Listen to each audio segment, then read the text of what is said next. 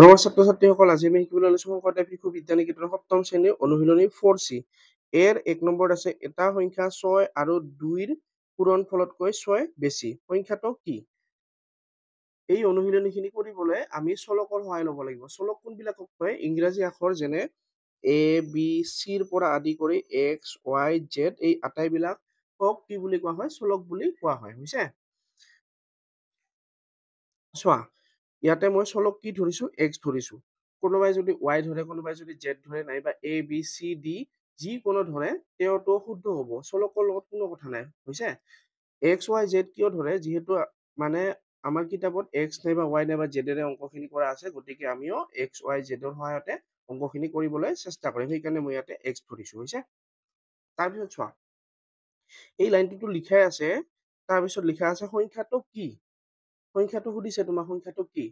যিটো বস্তু আমি নাজানো সেইটো আমি ধৰি লওঁ। সেইকাৰণে আমি ইয়াতে লিখিছো ধৰা হল। ধৰা হল সংখ্যাটো ইয়াতে লিখিলো, সমান চিন দিলো, তাৰপিছত X মানে সংখ্যাটোক আমি কি বুলি ধৰিছো? X বুলি ধৰিছো। চোৱা, ইয়াতে X বুলি ধৰিলো, X ৰ মান উলিয়াব লাগিব। কাৰণ আমাক সংখ্যাটো লাগে, সংখ্যাটো মানে কি? ইয়াতে X ৰ মান ওলালে অংকটো শেষ। হৈছে? তাৰপিছত চোৱা, ইয়াতে লিখিছো প্ৰশ্নমতে মানে প্ৰশ্নত কি লিখা আছে? প্ৰশ্নত লিখা আছে যে এটা সংখ্যা, আমি এটা সংখ্যাৰ জাগাত কি লিখিলো? সংখ্যাটো কি বুলি ধৰিছো? X এটা সংখ্যাৰ জাগাত আমি কি লিখিছো? এটা সংখ্যাৰ জাগাত লিখিছো X এনে এটা সংখ্যা যাক 6 আৰু 2ৰ পূৰণফলতকৈ 6 বেছি। মানে X এনে এটা সংখ্যা যাক কেতিয়া পোৱা যায়? যেতিয়া 6 আৰু 2ৰ পূৰণফল কৰি তাৰ লগত 6 যোগ কৰা হয়। হৈছে? চোৱা, X সমান সমান লিখিছো, প্ৰথমতে কৰিব লাগিব 6 আৰু 2ৰ পূৰণফলতকৈ 6 বেছি। এইখিনি আগত চোৱা, 6 আৰু 2ৰ পূৰণফল আগত কি উলিয়াব লাগিব? 6 আৰু 2ৰ পূৰণফল উলিয়াই ল'ব লাগিব তুমি। হৈছে? তো মই আগতে ইয়াতে কৰিছো, 6 ৰ লগত পূৰণ কি দিছো? 2 দিছো। ইয়াতে প্ৰথম বন্ধনী মই দিছো কাৰণ এইখিনি অংক আগত কৰিলো, হয় নে নহয়? এইখিনি আগত কৰিব লাগিব কাৰণ 6 আৰু 2ৰ পূৰণফল আগতে ওলাব লাগিব, তাতকৈ 6 বেছি, 6টো পিছত বেছি হৈছে। হৈছে? ধৰা হল এটা বস্তু বুজি লোৱা, তোমাৰ লগত 4টা আপেল আছে, তোমাৰ বন্ধুৰ লগত কৈছে যে 2টা আপেল বেছি আছে, তেতিয়াহ'লে তুমি বুজিবা যে তোমাৰ লগত 4টা আছিল, তোমাৰ বন্ধুৰ লগত কেইটা আছে? 2টা বেছি, মানে 6টা আছে। চোৱা, যেতিয়া বেছি বুলি কোৱা হয় তেতিয়া কি কৰা হয়? যোগ কৰা হয়। 4ৰ লগত 2 যোগ কৰি তোমাৰ বন্ধুৰ লগত কিমান আছে? 6। কিন্তু তাৰপিছত যদি কয় তোমাৰ লগত 4টা আছে, তোমাৰ বন্ধুৰ হাতত 2টা কম আছে, তেতিয়া তুমি কি বুজিবা? তাৰ লগত কেইটা আছে? 2টা আছে। চোৱা, যেতিয়া বেছি বুলি কোৱা হয় তেতিয়া যোগ কৰা বুজায়, আৰু যেতিয়া কম বুলি কোৱা হয় তেতিয়া বিয়োগ কৰা বুজায়। যিহেতু আমাৰ ইয়াতে পূৰণফলতকৈ 6 বেছি বুলি কৈছে, গতিকে আমি ইয়াতে অংকটোত যোগ কৰিব লাগিব। হৈছে? তেতিয়াহ'লে আমি পালো X সমান সমান 6 পূৰণ 2। 6 আৰু 2ৰ পূৰণফল 6 আৰু 2ৰ পূৰণফলতকৈ কৈছে নে? 6, সেইকাৰণে 6 আৰু 2 আগত পূৰণ কৰিছো। হৈছে? বেছি কৈছে, 6 বেছি কৈছে, সেইকাৰণে পূৰণ কৰি তাৰ লগত কিমান যোগ দিছো? 6 যোগ দিছো। এই বন্ধনীটো নিদিলেও হ'ব, আমি এনেকে লিখিলেও হ'ব, 6 পূৰণ 2 যোগ 6 এইটো লিখিলেও হ'ব। কাৰণ অংকৰ এটা নিয়ম আছে, প্ৰথমে পূৰণ নাইবা হৰণ, তাৰ পিছতহে যোগ বিয়োগ। যিহেতু আগত ইয়াতে পূৰণ আছে, গতিকে আগত এই পূৰণটোৱে হ'ব, ব্ৰেকেটটো নিদিলেও হ'ব। ব্ৰেকেটটো মই এইকাৰণে দিছো যাতে আমাৰ বুজিবলৈ সুবিধা হয়। হৈছে? চোৱা, তাৰপিছত X ইয়াতে Xটো লিখিলো, সমান চিন দিছো, তাৰপিছত 6 গুণ 6, 6 2 12, 12টো ইয়াতে লিখিলো, এই যোগটো ইয়াতে হল, তাৰপিছত 6টো ইয়াতে 6 নামি গল। হৈছে?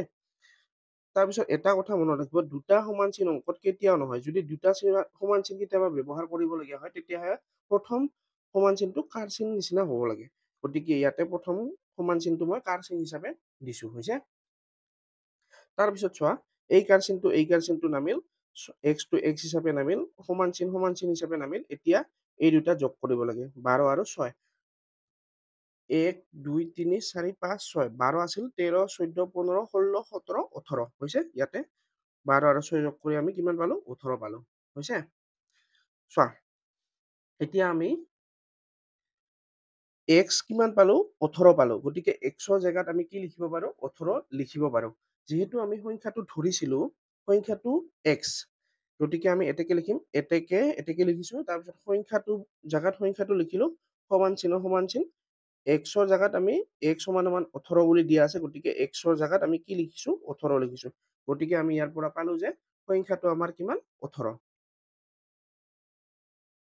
এৰ 2 নম্বৰত আছে 18ক এনেদৰে দুভাগ কৰা হল যে এভাগ আন ভাগৰ দুগুণ। ভাগ দুটা কি কি? ভাগ কেইটা আছে? দুটা। গতিকে আমি কেইবাৰ ধৰিব লাগিব? দুবাৰ ধৰিব লাগিব। প্ৰথমে আমি ধৰাটো শিকিব লাগিব যে কেনেকে ধৰিম। চোৱা, দুটা প্ৰকাৰে আমি লিখিব পাৰো। ধৰা হল মোক সুধিছে যে তোমাৰ বন্ধু দুজনৰ নাম কি? হৈছে মোক সুধিছে মোৰ বন্ধু দুজনৰ নাম কি? তো মই ক'ব পাৰো যে মোৰ এজন বন্ধুৰ নাম অমুক, আনজন বন্ধুৰ নাম তমুক। নাইবা মই এনেকৈও ক'ব পাৰো যে মোৰ বন্ধু দুজনৰ নাম অমুক আৰু তমুক, হয় নে নহয়? দুটা প্ৰকাৰে ক'লো মই। প্ৰথম প্ৰকাৰত ক'লো যে মই মোৰ এজন বন্ধুৰ নাম এনেকুৱা, আনজন বন্ধুৰ নাম এনেকুৱা। আৰু দ্বিতীয় প্ৰকাৰত মই ক'লো দুটা একেলগে ক'লো যে মোৰ বন্ধু দুজনৰ নাম অমুক আৰু তমুক। তো এইটোও ধৰাটোও চোৱা, ধৰা হল মোৰ এটা ভাগ কিমান x, আনটো ভাগ টুৱাইচ x। নাইবা মই এনেকৈও ধৰিব পাৰো যে ধৰা হল ভাগ দুটা x আৰু টুৱাইচ x। বুজি পাইছা? হয় তুমি ইটো লিখিবা নাইবা ইটো লিখিবা। হৈছে? ধৰাটোতো মই কেনেকে ধৰিম বুজি পালো, কিন্তু তাৰপিছত মই যে ইয়াতে x লিখিছো, ইয়াতে টুৱাইচ x কিয় লিখিছো সেইটো এতিয়া বুজিম। চোৱা, ইয়াতে লিখাই আছে এনেদৰে দুভাগ কৰা হল যে এভাগ আন ভাগৰ দুগুণ। মানে এভাগত যদি 2 থাকে, আনটো ভাগত কিমান থাকিব? তাৰ দুগুণ। 2ৰ দুগুণ কিমান? 2ৰ দুগুণ 4। চোৱা, এভাগত যদি 3 থাকে, আনটো ভাগত কিমান থাকিব? তাৰ দুগুণ। 3ৰ দুগুণ কিমান? 6 থাকিব। এটা ভাগত যদি 10 থাকে, আনটো ভাগত 10ৰ দুগুণ কিমান থাকিব? 20 থাকিব। হৈছে? 10ৰ দুগুণ কিমান? 20। ইয়াৰ সংখ্যাবিলাক যিহেতু আমি জানো তাৰ দুগুণটো পাইছো, কিন্তু যদি আমি সংখ্যাটোৱে নাজানো, ধৰা হল সংখ্যাটো x, তেতিয়াহ'লে আনটো ভাগত পাব xৰ 2 গুণ। মানে xৰ 2 গুণ কৰিলে কিমান হ'ব? টুৱাইচ x হ'ব। চোৱা, যেতিয়া সংখ্যা আৰু চলক পূৰণ হয়, সংখ্যা আৰু চলক পূৰণ হয়, এই সংখ্যাটো সদায় আগত লিখে, সংখ্যাটো আগত লিখে, চলকটো পিছত লিখে। ধৰা হল সংখ্যাটো মোৰ 11, চলকটো মোৰ y, তেতিয়াহ'লে মই 11টো আগত লিখিম, yটো পিছত লিখিম। নাইবা যদি মোৰ এনেকে থাকে z পূৰণ 5, হৈছে? চোৱা, চলকটো আগত, সংখ্যাটো পিছত হৈ আছে, এইটো একো নহয়। আমি আগত কি লিখিম? সংখ্যাটো লিখিম, তাৰপিছত চলকটো লিখিম, এনেকে লিখি। হৈছে? সেইকাৰণে xৰ লগত 2 পূৰণ কৰাতে ইয়াতে কি হৈছে? প্ৰথমত 2টো লিখিছো, সংখ্যাটো লিখিছো, তাৰপিছত চলকটো লিখিছো। গতিকে আমি এটা সংখ্যা যদি x বুলি ধৰো, আনটো সংখ্যা আমাৰ কিমান হ'ব? টুৱাইচ x হ'ব। সেইকাৰণে আমি লিখিছো এটা ভাগ x, আনটো ভাগ টুৱাইচ x, নাইবা দুইটাকে একে লিখিছো, ভাগ দুটা x আৰু টুৱাইচ x। একেলগে ইয়াতে লিখিছো, ভাগ ভাগ কৰি ইয়াতে লিখিছো। দুইটা লিখিলে হ'ল। হ'ব? তাৰপিছত এটা চোৱা, এইখিনিতো বুজিলে। ধৰা হল ভাগ দুটা x আৰু টুৱাইচ x, এইখিনি বুজিলো। ইয়াত চোৱা, তাৰপিছত লিখা আছে প্ৰশ্নমতে। প্ৰশ্নমতে মানে প্ৰশ্নত কি কৈছে? এনেদৰে দুভাগ কৰা হল, 18ক এনেদৰে দুভাগ কৰা হল। দুই ভাগটো মই কৰিছোৱে, x এৰ ভাগ আৰু আন ভাগ টুৱাইচ x। 18ক দুভাগ কৰিছো। ধৰা হল তোমাক 5টা আপেল দিয়া আছে, তোমাক ভাগ কৰিব দিছে। হৈছে? ভাগ কৰিব দিছে, ভাগ কৰি দিব দিছে এজনক 2টা, আনজনক দিব দিছে 3টা। হৈছে? চোৱা, এই যে ভাগ কৰো আমি, এজনক দিছো 2টা, আনজনক দিছো 3টা, এই ভাগবোৰ যোগ কৰিলে সদায় আগৰ পৰিমাণটোৱে পোৱা যায়। এজনক 2টা দিছিলো, আনজনক 3টা দিছো, গোটেই মিলি কিমান দিছো? 2, 3 যোগ কৰিলে 5, হয় নে নহয়? আমাৰ গোটেই মিলি আছিল 5টা। নাইবা ধৰা হল তোমাৰ লগত 6টা আছে, ভাগ কৰিব লাগে, এজনক তুমি 2টা দিছা, আনজনক তুমি 4টা দিছা। হৈছে? তো এই 2 আৰু 4টো যোগ কৰিলে সদায় আগৰ পৰিমাণে পাম, হয় নে নহয়? তেতিয়াহ'লে মই ইয়াৰ পৰা এটা কথাই জানিলো যে এই দুটা যে মই ভাগ কৰিছো, এই ভাগ দুটা যোগ কৰিলেও মই কিমান পাম? 18টা পাম, হয় নে নহয়? হল? সেইকাৰণে লিখিছো মই প্ৰশ্নমতে x, x মানে এটা ভাগ x যোগ আনটো ভাগ, এই দুটা ভাগ যোগ কৰিলে আমি কিমান হ'ব লাগিব? 18 হ'ব লাগিব। হয় না নহয় চোৱা তাৰপিছত দুটা সমান চিন একেলগে নহয় ইয়াতে প্ৰথম সমান চিনটোত এনেকুৱা দিছো আৰু ইয়াতে মাজৰটোত এনেকুৱা দিছো এই x আৰু তাৰ লগত টুৱাইছ x যোগ কৰিলে আমাৰ হল থ্ৰাইছ x কাৰণ এটা বস্তু যেতিয়া আমাৰ ধৰা হল x x x এনেকে থাকে তেতিয়াহলে আমাৰ হয় থ্ৰাইছ x হৈছে কিয় হয় কাৰণ xৰ আগত একো নাথাকা মানে সদায় কি বুজায় এক থকা বুজায় হৈছে যেতিয়া যোগ কৰা হয় সদায় এই চলকৰ আগৰ সংখ্যাবিলাক যোগ হয় হ'ব ধৰা হল মোক দিয়া আছে 2x যোগ থ্ৰাইছ x তেতিয়াহলে আমি কি লিখিম 2 আৰু 3 যোগ কৰি 5 তাৰ লগত আমি দিম চলকটো x হৈছে কিন্তু যদি আমাক এনেকে থাকে যে 2x পূৰণ 3x হৈছে 2x পূৰণ থ্ৰাইছ x তেতিয়াহলে আমি কি কৰিম 2 3 গুণ 6 আৰু x কেইটা x এটা x দুটা এই x এটা x দুটা গতিকে আমি কেইটা x পালো এটা এটা দুটা সেইকাৰণে x স্কুৱেৰ হ'ব হৈছে পূৰণত চলক বিলাকৰ গুণ হয় আৰু যোগত সংখ্যাবিলাকে অকল যোগ হয় চলকটো একো নহয় হৈছে গতিকে আমি ইয়াতে চোৱা xৰ আগত একো নাথাকা মানে কি আছে 1 যেতিয়া যোগ হয় সংখ্যাবিলাক কি হয় আগৰ সংখ্যাবিলাক যোগ হয় 1 আৰু ইয়াতে 2 1 আছে 2 3 একে 2 3 হল আৰু x ইয়াতে x লিখিলো হৈছে পূৰণত যোগৰ ক্ষেত্ৰত x বিলাক একে থাকে আৰু পূৰণৰ ক্ষেত্ৰত ধৰা হল 4টা x আছে x টু দি পাৱাৰ কিমান হ'ব 4 হ'ব মানে পাৱাৰ হৈ যায় xত যেহেতু ইয়াতে পূৰণ নাই গতিকে আমি যোগৰ কথা ভাবিব লাগিব হৈছে 1 আৰু ইয়াতে 2 একে 2 3 x x সমান সমান 18 18 চোৱা ইয়াতে পূৰণ হৈ আছে 2x থাকা মানে x পূৰণ 2 তেতিয়াহ'লে থ্ৰাইছ x থাকা মানে 3 পূৰণ x হয় নে নহয় যেতিয়া পূৰণ হৈ থাকে সেইফালে গ'লে আমাৰ কি হয় পূৰণৰ উল্টা হয় হৰণ ইয়াতে পূৰণ হৈ আছে 3 লগত x পূৰণ হৈ আছে যেহেতু আমাক xৰ মান উলিয়াব লাগে গতিকে আমি x টো সদায় বেলেগ কৰি ৰাখিব চেষ্টা কৰিব লাগিব xৰ লগত এইটো লগ লাগি আছে এইটো সেইফালে পঠাই দিলে আমি x টো খালি হৈ যাব হয় নে নহয় xৰ লগত একো নাথাকিব একো নাথাকা বনাব লাগে হৈছে x টো একো নাথাকিল ইয়াৰ লগত পূৰণ হৈ আছিল এইফালে গ'ল হৰণ হল 18 আছিল 18 লিখিছো তাৰ তলত হৰণ চিন মানে 3 হৈছে 18 টো কেনে এনেকৈ লিখিব পাৰো কিন্তু সাধাৰণতে এনেকে নিলিখে ইয়াৰ বদলে আমি কি লিখো এনেকে লিখো 18 হৰণ 3 চোৱা 18 3 ৰে হৰণ মানে 3 ৰে 18 কৰিলে কিমান হ'ব আমাৰ 3 গুণ 3 3 2 গুণ 6 3 3 গুণ 9 3 4 গুণ 12 3 5 গুণ 15 3 6 গুণ 18 গতিকে আমি উত্তৰ পালো 6 হৈছে নাইবা তুমি এনেকেও কাটিব পাৰা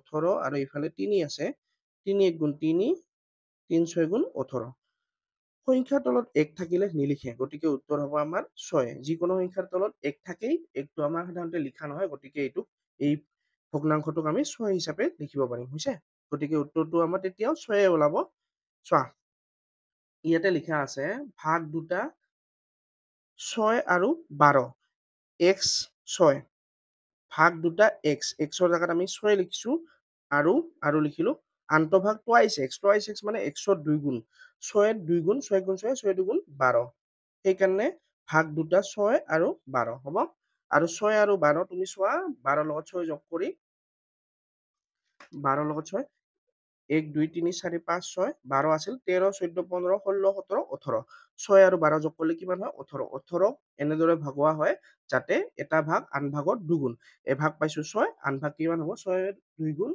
12 এর 3 নম্বৰ আছে এটা সংখ্যাৰ পৰা 19 বিয়োগ কৰিলে 11 থাকে সংখ্যাটো কি যেহেতু আমি সংখ্যাটো নাজানো গতিকে আমি সংখ্যাটো ধৰি লম সংখ্যাটো ধৰা হল সংখ্যাটো x তাৰপিছত লিখিছো প্ৰশ্নমতে মানে প্ৰশ্নত কি আছে এটা সংখ্যাৰ পৰা 19 বিয়োগ কৰিলে 11 থাকে যেহেতু আমি সংখ্যাটো x বুলি ধৰিছো গতিকে ইয়াতে আমি x বুলি ধৰিলো xৰ পৰা 19 বিয়োগ x তাৰ পৰা কিমান বিয়োগ 19 বিয়োগ কৰিলে কিমান থাকে 11 থাকে xৰ পৰা 19 বিয়োগ কৰিছে কিমান থাকিব 11 থাকিল হৈছে চোৱা যেহেতু আমি অংকখিনি xক লৈহে কৰো xটো সদায় এফালে কৰিবলৈ চেষ্টা কৰিব লাগে আৰু বাকিবিলাক এফালে কৰিব হৈছে xৰ লগত এইটো লগ লাগি আছে গতিকে xৰ লগত এই লগ লগাটো সেইফালে পঠাই দিম আমি x টো x হিচাপে লিখিলো, এইটো বিয়োগ আছিল, এইফালে গৈ পিনে হল যোগ। 11 টো আগৰ পৰাই আছিল, গতিকে এইফালৰ যিটো আহিব ইয়াতে এইখিনি কি হৈছে যোগ হৈছে। বিয়োগ থাকিলে যোগ, যোগ থাকিলে এইফালে আহিলে বিয়োগ, পূৰণ থাকিলে ইফালে আহিলে হৰণ, হৰণ থাকিলে ইফালে আহিলে পূৰণ। মানে সদায় মনত কৰিবা যে তাৰ উল্টাটো হয়। বিয়োগৰ উল্টা কি? বিয়োগৰ উল্টা যোগ, গতিকে যদি ইফালে বিয়োগ থাকে ইফালে আহিলে কি হব? যোগ হব। তাৰপিছত চোৱা x x হিচাপে নামিছে, সমান চিন সমান চিন, এই দুটা সংখ্যা কি কৰিব লাগে? যোগ কৰিব লাগে। ইয়াতে লিখিছো 11 যোগ 19, 9 আৰু 1 10, 10ৰ শূন্য হাতত থাকিল 1, 1 1 2 1 3, গতিকে 11 আৰু 19 যোগ কৰাতে আমি কিমান পালো? 30। x সমান সমান 30, মানে x ৰ মান 30। এতেকে আমি লিখিছো সংখ্যাটো x, সংখ্যাটো x ৰ জাগাত আমি কি লিখিম? x যেহেতু পাইছো 30, গতিকে x ৰ জাগাত আমি লিখিম 30, গতিকে সংখ্যাটো পালো 30। এৰ 4 নম্বৰ আছে, এটা সংখ্যাক 8ৰে হৰণ কৰিলে ভাগফল 9 আৰু ভাগশেষ 5 থাকে, সংখ্যাটো কি? এই অংকটো সহজভাৱে কৰিবলৈ হলে আমি প্ৰথমতে ভাগফল, ভাগশেষ এইবোৰৰ সম্বন্ধটো জানিব লাগিব। ধৰা হল এটা সংখ্যা 21, 21ক আমি কিহেৰে হৰণ কৰিছো? 21ক আমি 4ৰে হৰণ কৰিছো, হৈছে? যিটো সংখ্যাক হৰণ দিয়া হয়, মানে যিটো সংখ্যা মানে কাক হৰণ দিয়া হৈছে? 21ক। যিটো সংখ্যাক হৰণ দিয়া হয় তাক কি বুলি কোৱা হয়? তাক কোৱা হয় ভাজ্য, তাক কোৱা হয় ভাজ্য বুলি। আৰু যিটো সংখ্যাৰে হৰণ দিয়া হয় তাক কোৱা হয় ভাজক। 4ৰে হৰণ দিছে, গতিকে 4টোক কব ভাজক, আৰু যিটোক হৰণ দিয়া হয় তাক কয় ভাজ্য, হৈছে? 21 ইয়াতে ভাজ্য, 4 ভাজক। এতিয়া 4ৰে 21ক দিম। প্ৰথমতে ইয়াতে অংক আছে এটা, ইয়াতে অংক আছে দুটা। যেহেতু অংক এটা থাকিলে এটা চাব লাগে, ইয়াতে 4 আছে, ইয়াতে 2 আছে, 2টো সৰু, গতিকে আমি দুটা অংক ধৰিম, হৈছে? এতিয়া চোৱা, হৰণ কৰোতে 4ৰে কৰোতে 4 1 গুণ 4 4 2 গুণ 8 4 3 12 4 4 গুণ 16 4 5 গুণ 20 4 6 গুণ 24, 24 হলে 21তকৈ বেছি হৈ যায়, গতিকে 21ৰ তলৰ সংখ্যা আমি কি লব লাগিব? 4 5 গুণ 20, 4 5 গুণ 20। 1ৰ পৰা 0 গলে 1, 2ৰ পৰা 2 গলে 0, সংখ্যাৰ আগত 0 নিলিখে, গতিকে আমি 0টো নিলিখিম। চোৱা, ইয়াতে 5 পাইছো আমি উত্তৰ, গতিকে এইটোৰ নাম হল, যিটো উত্তৰ পোৱা যায় তাক কোৱা হয় ভাগফল, হৈছে? আৰু যিটো ৰৈ যায়, এই 1টো ইয়াতে ৰৈ গৈছে, এই ৰৈ যোৱা সংখ্যাটোক কি বুলি কোৱা হয়? বাকী বা ভাগশেষ, বাকী বা ভাগশেষ, হৈছে? চোৱা, আকৌ এবাৰ কৈ দিছো, যিটোক হৰণ কৰা হয় সেইটোক কোৱা হয় ভাজ্য, যিটোৰে হৰণ কৰা হয় সেইটোক কয় ভাজক, যিটো উত্তৰ পোৱা যায় তাক কয় ভাগফল, আৰু যিটো ৰৈ যায় তাক কোৱা হয় বাকী বা ভাগশেষ, হব? এতিয়া সম্বন্ধটো চোৱা, এই 21টো ধৰা হল মই উলিয়াব লাগে, হৈছে? মই 21টো ইয়াতে লিখি লৈছো, উলিয়াব লাগে। কেনেকে পাম? এই 4ৰ লগত 5টো কি কৰিম? পূৰণ, 4ৰ লগত 5টো পূৰণ, 4 পূৰণ 5। তাৰ লগত আমি কি কৰিম? এই ৰৈ যোৱা সংখ্যাটো যিটো ৰৈ গৈছে তাৰ লগত কি কৰিম? যোগ কৰি দিম, হৈছে? ৰৈ যোৱা সংখ্যাটো যোগ কৰি দিম, হব? তেনেকে আমি 21 পাম। 4 5 গুণ 20, 20ৰ লগত 1 যোগ কৰিলে 21, হয় না নহয়? গতিকে চোৱা, এই এনেকে কৰাটো তুমি এনেকে মনত ৰাখিলে হ'ল, এনে গল এটা মনত ৰাখিবা। ফাৰ্ষ্টত ইয়াতে থাকে কি থাকে? ভাজক, এইখিনিত থাকে ভাজক, এইখিনিত থাকে ভাগফল, ইয়াতে থাকে ভাগশেষ। ইয়াৰ লগত পূৰণ, ইয়াৰ লগত যোগ, হৈছে? এইটো চোৱা, ইয়াৰ লগত পূৰণ, ইয়াৰ লগত পূৰণৰ এনেকে দিলে, পূৰণটোকে এনেকে দিলে এইটো কি হয়? যোগ হৈ যায়, হৈছে? এতিয়া চোৱা, যে মোক প্ৰশ্নত কি কৈছিলে?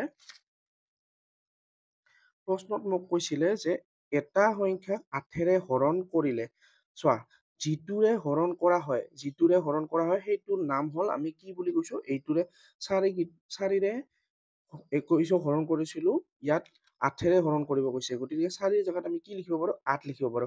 আৰু 4ৰ নাম যিহেতু ভাজক, ইয়াৰ নামো হব আমাৰ কি? এইটো হব আমাৰ ভাজক, এইটো হব ভাজক, হৈছে? তাৰপিছত আমাৰ কি দিয়া আছে?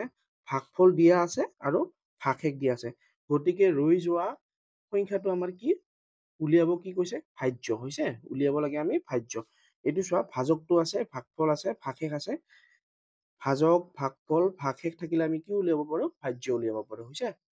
ইয়াতে সংখ্যাটো কি বুলি সুধিছে, যেতিয়া আমি সংখ্যাটো নাজানো তেতিয়া আমি সংখ্যাটো ধৰি লওঁ। ধৰা হল সংখ্যাটো x, হব? প্ৰশ্নমতে চোৱা, প্ৰশ্নমতে মানে প্ৰশ্নত কি কৈছে, তাৰ আগতে যদি তোমাৰ যদি এই লিখাখিনি মনত থাকে তুমি লিখি দিবা, আৰু যদি নাথাকে লিখা তথাপিও আমাৰ একো প্ৰব্লেম নাই, আমি মনত ৰাখিছিলো যে এনেকে এটা গল হয়, গলটোত যিটোৰে হৰণ কৰে সেইটো লিখিব লাগে। ভাগশেষ ইয়াতে থাকে ভাগফল উত্তৰটো, আৰু ইয়াতে শেষত থাকে ভাগশেষ। ভাই এই যিটো সংখ্যা ইয়াতে থকা সংখ্যা মানে ধৰা হল 21, 21 সংখ্যাটো পাবৰ কাৰণে ইয়াতে প্ৰথমতে কি কৰিব লাগে, পূৰণ, তাৰপিছত ইয়াতে কৰিব লাগে যোগ। তেতিয়াহ'লে ধৰা হল সংখ্যাটো x, প্ৰশ্নমতে এইখিনি পাৰিলেতো তোমাৰ ভাল, নোৱাৰিলে তুমি ডাইৰেক্ট লিখিব পাৰা। আমাক উলিয়াব লাগে কি x, যিহেতু আমি নাজানো x হৈছে, x টো আমি লিখিছো সমান সমান আমি যিটোৰে হৰণ কৰো সেইটো লিখো। ভাজকৰ জাগাত আমি কি লিখিম, ভাজকৰ জাগাত আমাৰ আছে 8 হৈছে, ভাজকৰ জাগাত 8। তাৰপিছত ভাগফল কিমান কৈছে 9 হৈছে, আৰু লাষ্টত শেষত আছে কি ভাগশেষ 5।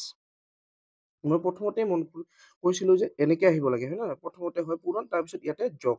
8ৰ লগত 9 কি কৰিম, পূৰণ কৰিম, তাৰপাছত যিমান থাকিব এই 5টো ইয়াৰ লগত কি কৰি দিম, যোগ কৰি দিম। 8ৰ লগত মই 9 কি কৰিছো, পূৰণ কৰিছো, তাৰ লগত 5টো কি কৰিছো, যোগ কৰি দিছো হৈছে। এই হিচাপত বহালেও পাবা তুমি ভাজ্য।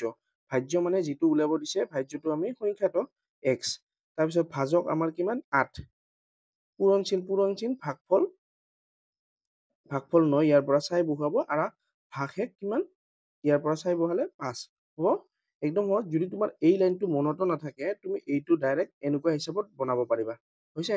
এনেকে এটা গল চিন মনত ৰাখিবা, যিটোৰে হৰণ কৰে ইয়াতে লিখিবা, যিটো উত্তৰ পায় ইয়াতে, আৰু যিটো বাকী থাকে ইয়াতে, তাৰপিছত প্ৰথমটোৰ লগত পূৰণ, তাৰপিছৰটোৰ লগত যোগ হ'ব। এই লাইনটো যদি মোৰ মনতো নাথাকে এইটো লিখিলেও মোৰ হৈ যাব হৈছে।